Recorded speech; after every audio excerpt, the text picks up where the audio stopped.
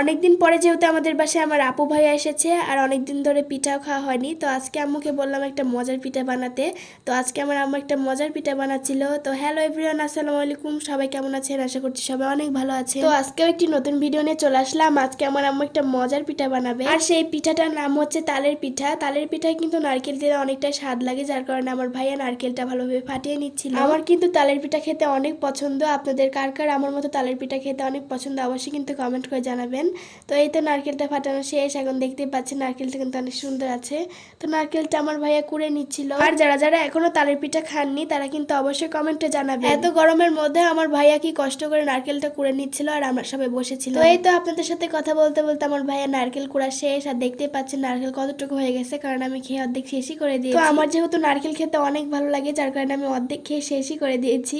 তো যাই হোক, এখন আমার আম্মু তালের বড়াটা বানানো শুরু করছে। তো তার জন্য এখানে আমার আম্মু নিয়ে নিয়েছে চালের আটা আর একটু তালও নিয়ে নিয়েছিল। এই তালগুলো কিন্তু আমার আম্মু অনেক আগে চেলে রেখে দিয়েছিল ফ্রিজে।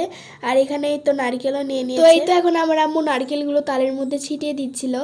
আর আগে কিন্তু আমি তালের বড়া খেতে একদমই পছন্দ করতাম না, কিন্তু এখন আমার অনেক ভালো লাগে। তো এই তো এখন আমার আম্মু আটাগুলো মাখিয়ে নিচ্ছিল আর এখানে একটু চালের আটাও নিয়ে নিচ্ছিল। আর আটাগুলো কিন্তু দেখেই বোঝা যাচ্ছে অনেক ফ্রেশ। তো এই তো এখন তালের মধ্যে চালের আটাগুলো অল্প অল্প করে দিয়ে আমার আম্মু মাখিয়ে নিচ্ছিল। আর এর মধ্যে কিন্তু সবকিছু দেওয়া শেষ। এখন আটাগুলো দিয়ে আমার আম্মু ভালোভাবে মাখিয়ে নিচ্ছিল। আর শুধু তালের পিঠা না, অন্যান্য আরো পিঠা বানাবো, সেগুলো ভিডিও আপনাদের সাথে শেয়ার করবো। তো এই তো আপনাদের সাথে কথা বলতে বলতে আমার আম্মুর কিন্তু আটা মাখানো প্রায় শেষের দিকে। এই তো আটা মাখানো শেষ। তো যেহেতু আমার আম্মু বাড়ির ভিতরে পিঠা বানাবে, যার কারণে গ্যাসের চুলাতেই বানাবে। আর এখানে একটা লোহার কড়াই নিয়ে নিয়েছিল।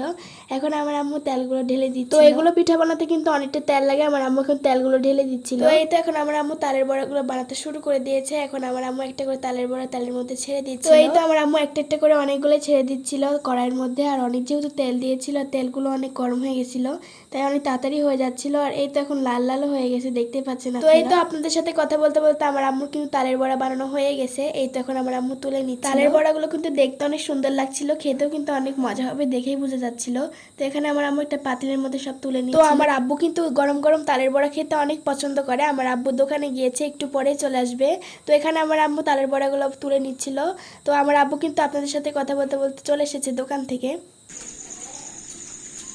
বাপরে বাপ, কি বানাচ্ছো গো?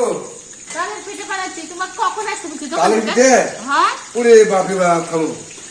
তুমি আবার গরম গরম ছাড়া তো খাও না, ওই জন্য মোবাইল ফোন তাড়াতাড়ি আসছে দোকান থেকে। এক হাড়ি? এক হাড়ি ধরে খাও।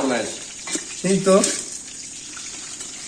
দাদা ওগুলো তুলে নিই, পরে খানি থামো, ওগুলো পুড়ে যাচ্ছে। যাও। ফেলতে। মিষ্টি আছে?